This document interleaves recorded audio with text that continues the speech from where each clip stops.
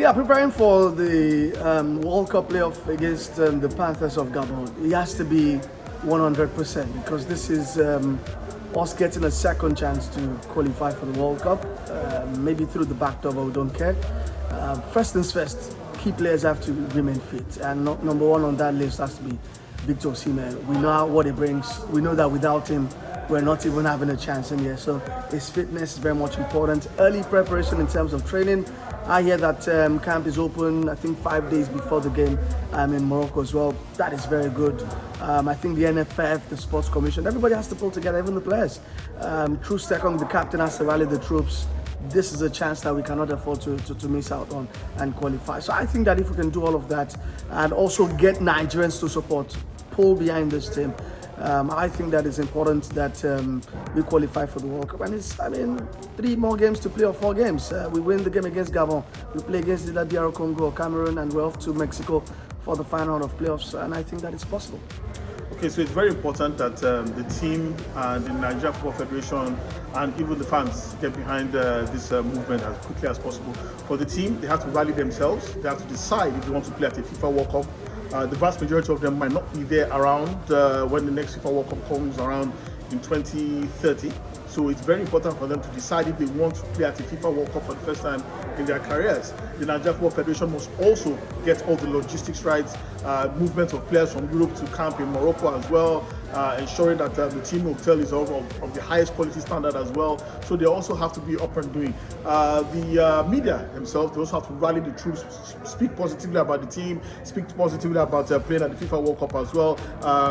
Rally the troops, rally the fans to get behind the team. So it's a collective effort from both the players who have to decide that they want to play at the FIFA World Cup, the Nigeria Football Federation who also decide that the tremendous amount of dollars, multi-million dollars that they will get to play at the FIFA World Cup is important to them as well. And also the fans of the Nigerian football who would not want to be left out when other African teams are playing at the next FIFA World Cup. So it's a collective effort from everyone. I think first and foremost, we must count ourselves very lucky that we have this window of opportunity, and we just have to take it with all what we have. The coach said over the weekend that look, it's a do or die affair for them. We are not expecting them to die. They should just do it for us, because not going to the World Cup would mean so much for us. We missed the last one in Qatar.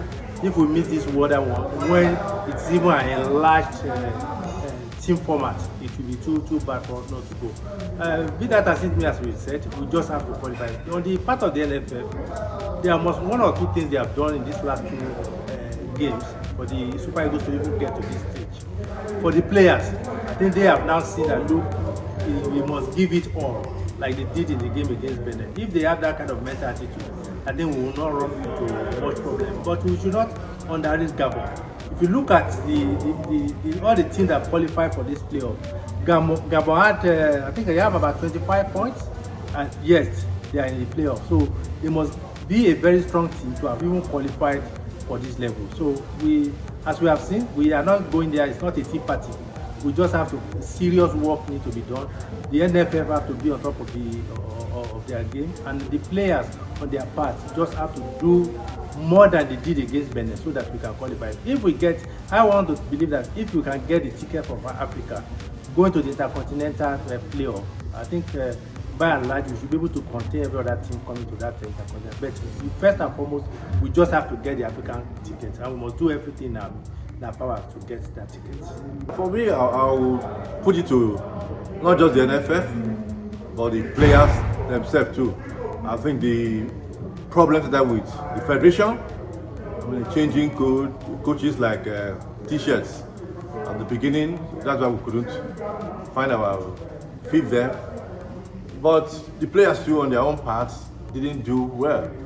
So much lags into the game, and that's how we're playing draw on our own ground, and that was what put us where we are. But if you check the last 3 games we played, starting with one against South Africa, we were able to force them to a 1-1 draw there. If it was the way the original spirit they were playing with, that game we could have lost. But at that point, they knew that losing would mean completely fall out of the competition. The next game we played against Lesotho, they needed to win, and they won. And this is the same team that they couldn't win Uyo. This last game we played against Benin Republic, 4-0. For God's sake, we needed that number of goals and we got it. That means it was just attitude. Put the federation apart now, the players have to maintain that same spirit. Do you know what it is now? Osimhen and Co, for all they've done, they've not been to World Cup. Osimhen African Footballer of the Year, the 2 African Footballers of the Year we have there in the last one, they've not been to the World Cup.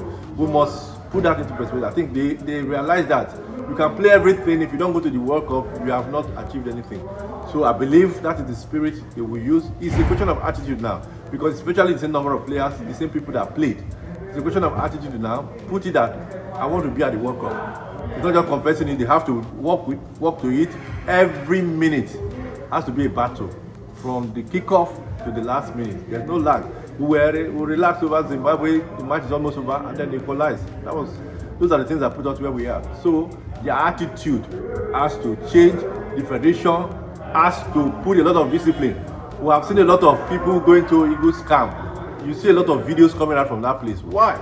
See a lot of videos they produce here and there. People are going there at, what do they call them? Influencers or whatever they call them. You must restrict that camp. It's not for fun. When they are on holiday in their houses, those influencers can go. But when they are in camp, let us be strict. NFL have to do their own, then the players have to change attitude too. And that's the only way we can get there. Otherwise, forget it. It's a second chance, they shouldn't miss it anymore. I think the NFF should look at what they did in the last 2 games of the qualifiers and repeat that.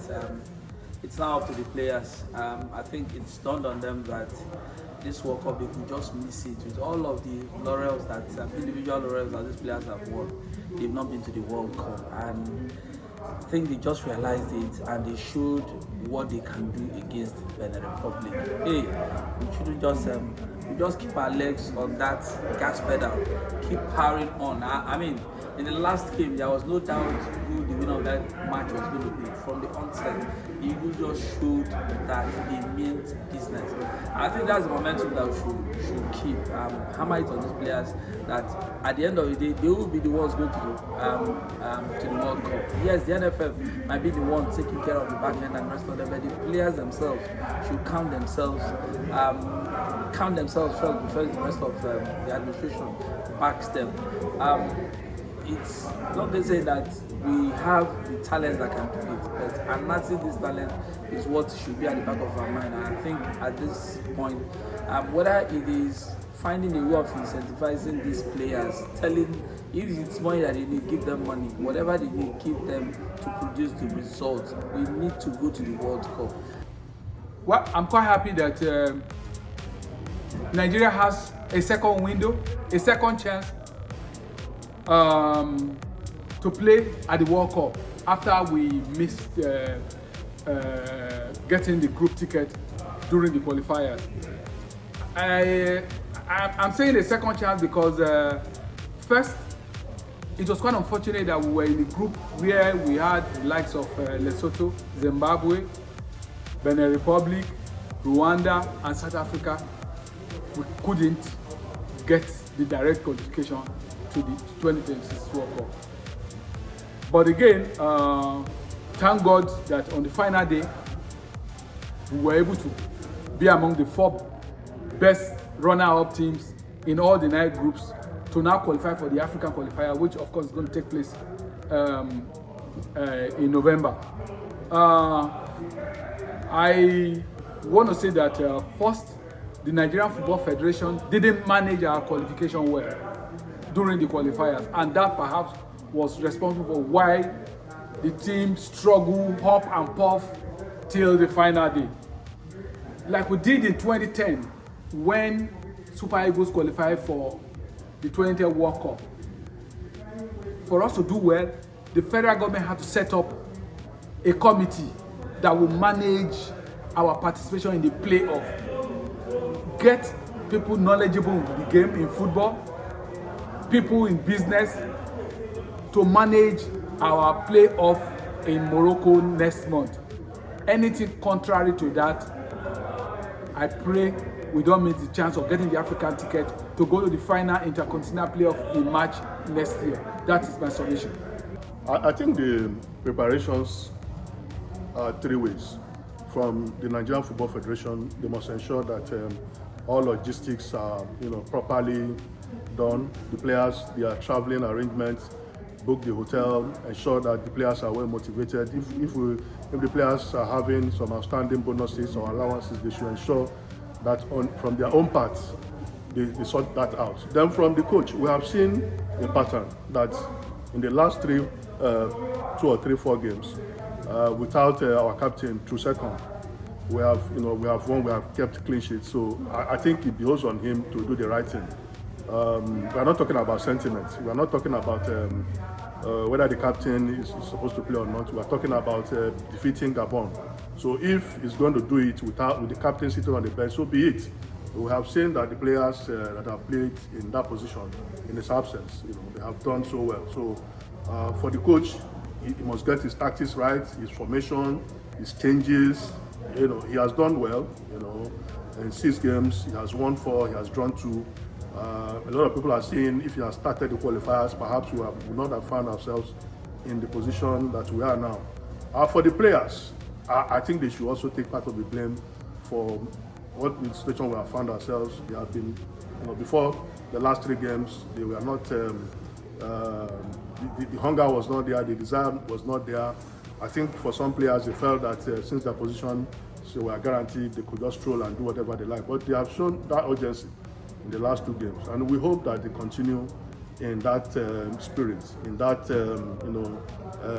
way they have played against, especially the last game against the Cheetahs of Benin Republic. So, if all these factors, if they are properly taken care of, then I don't see. I'm not saying they should underrate Gabon, because they have quality players too. But I believe in the Super Eagles. I believe that they can rise up to the occasion if they are well motivated. The coach gets his practice right, his selection right. Then also one last thing is that the federation should also keep an eye, send spies, get information about Cameroon and Congo DR. Because if we beat Gabon, we are likely going to play either of these teams. So they get information, spy on these 2 teams, so that the coach will have enough in his arsenal in case we get to the final to prosecute the game.